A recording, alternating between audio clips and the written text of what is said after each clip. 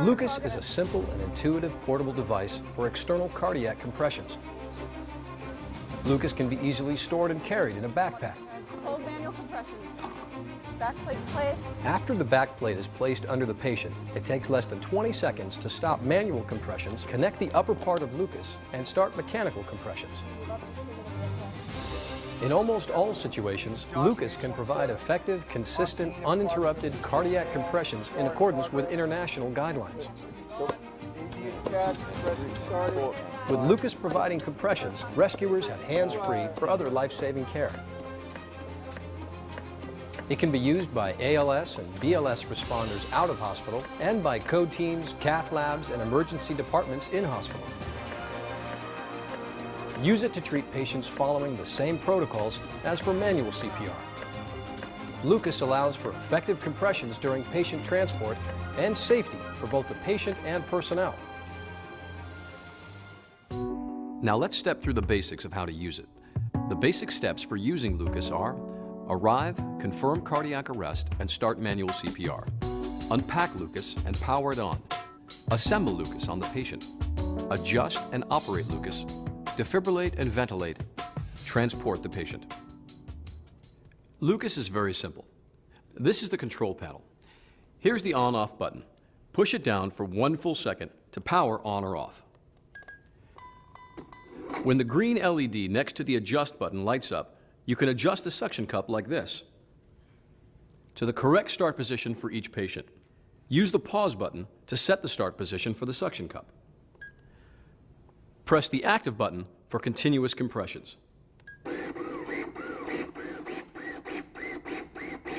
This LED prompts you for ventilations 8 times a minute.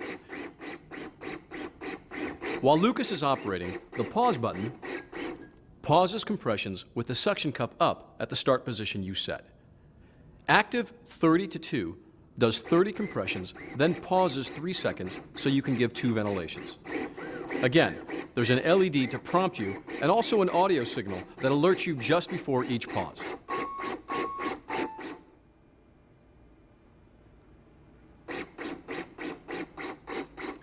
Useful. A couple of other things briefly before we move on. Make sure you don't cover these vent holes under here so it doesn't overheat. If there is a malfunction during operation or a problem that requires service, this indicator lights up red and you'll hear a warning buzzer. This button mutes any alarms during operation for 1 minute.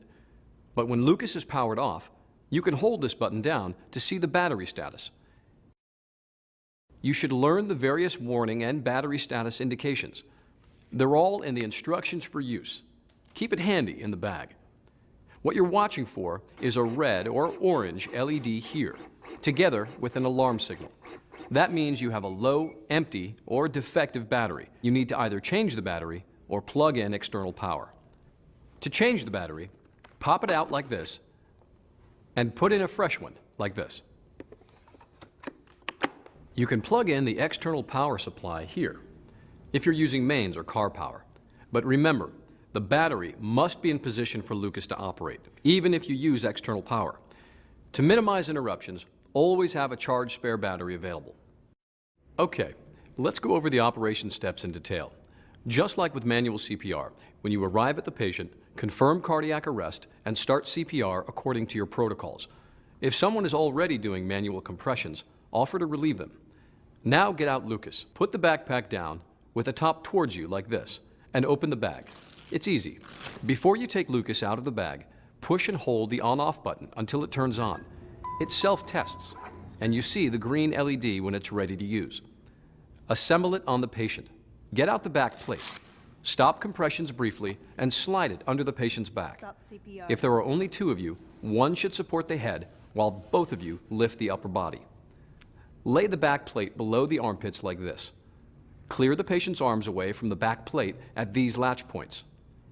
Keep doing manual chest compressions as much as possible. We're trying to keep up the coronary perfusion pressure and clean off any gel or anything slippery from the patient's chest to help Lucas stay in position.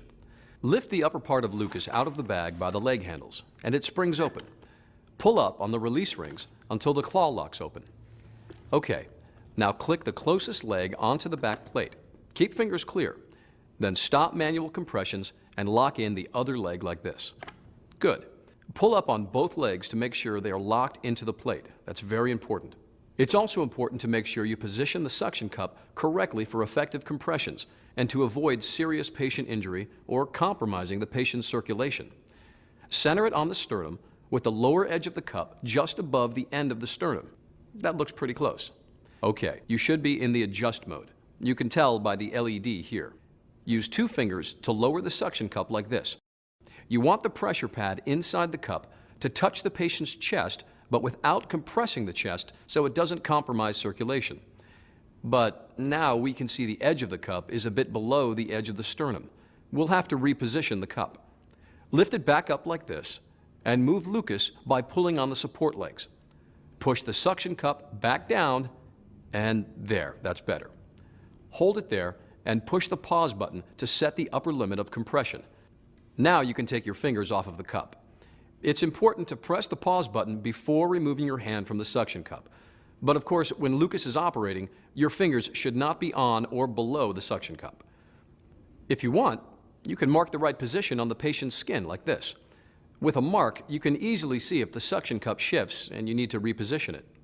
What you're doing with the pressure pad is setting the upper limit of the compression. From here, it compresses down the same distance every time and then returns to this position. But if Lucas alarms with 3 fast signals when you try to enter the pause or active mode, then the patient is too small for Lucas and it will not be able to perform a full compression. Or, if you can't get the upper part around the patient and secure the claw locks onto the back plate, then the patient is too big for Lucas. Do not try to use Lucas on a patient that it doesn't fit. It won't be effective. In that case, you'll have to continue manual compressions. In most cases, like this, it's fine. So let's do some compressions. Push the active button, and there it goes. You can see we switched over to a mannequin so we can show you full compressions. If you need to reposition Lucas, make all the adjustments as quickly as you can. Pause Lucas and go to adjust mode. Adjust the position. Reset the pressure pad. Hold it there while you press pause to set that position. Push the active button to resume compressions. Finally, we'll attach the stabilization strap. This helps keep Lucas in the correct position on the patient's chest. Put the cushion under the neck, up against the shoulders. Connect these buckles here and tighten up the straps a little bit. Make sure the straps aren't twisted and don't tighten too much. You just want to stabilize it in position. Don't over-tighten and pull it out of position. If you're in a situation where attaching the stabilization strap might delay or impair treatment, then don't put it on or put it on later. And as a more general warning, if there is a malfunction or the compressions aren't sufficient or something unusual occurs during operation, you should stop Lucas, remove it, and do manual compressions.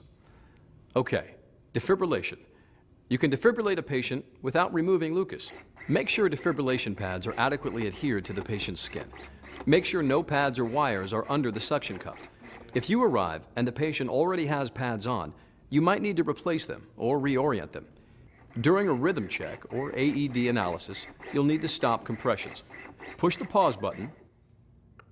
Analyzing now. Stand clear. Make the interruption as short as possible so you can continue CPR.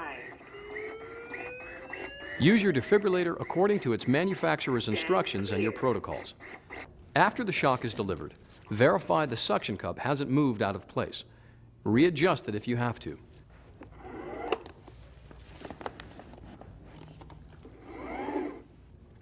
Push the active button to resume compressions. If you are ventilating with a bag mask, use the active 30 to 2 button.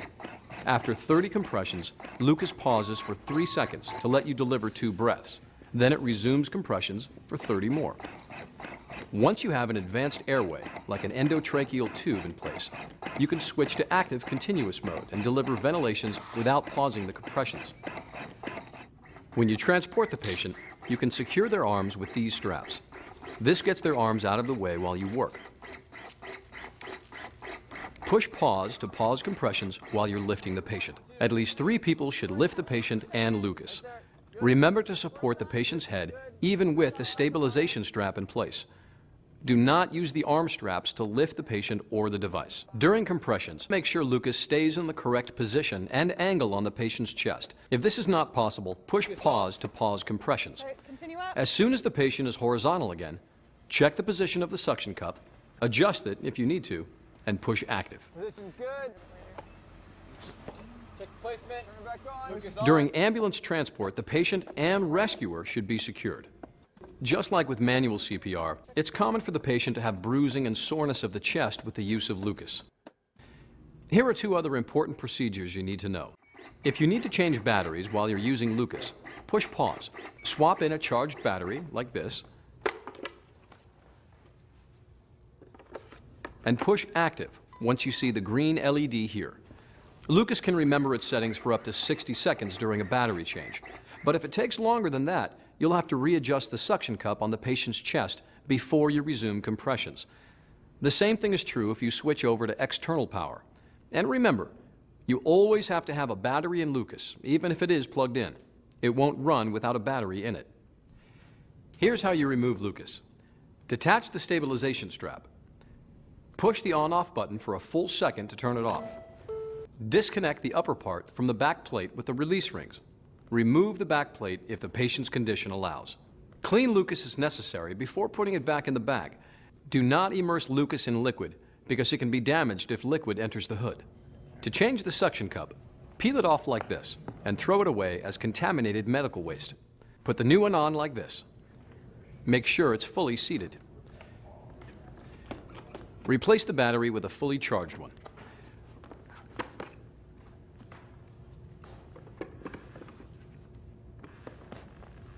Put Lucas in the bag like this, along with the stabilization strap.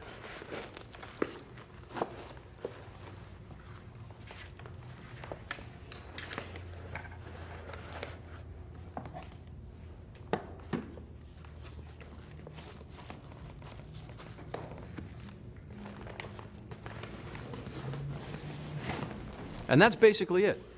Here's a quick summary. Arrive, confirm cardiac arrest, and start manual CPR. Unpack Lucas and power it on. Assemble Lucas on the patient. Adjust and operate Lucas. Defibrillate and ventilate. Transport the patient. Remember to read the instructions for use for information on cleaning, routine maintenance, and other important details such as general warnings. Thank you.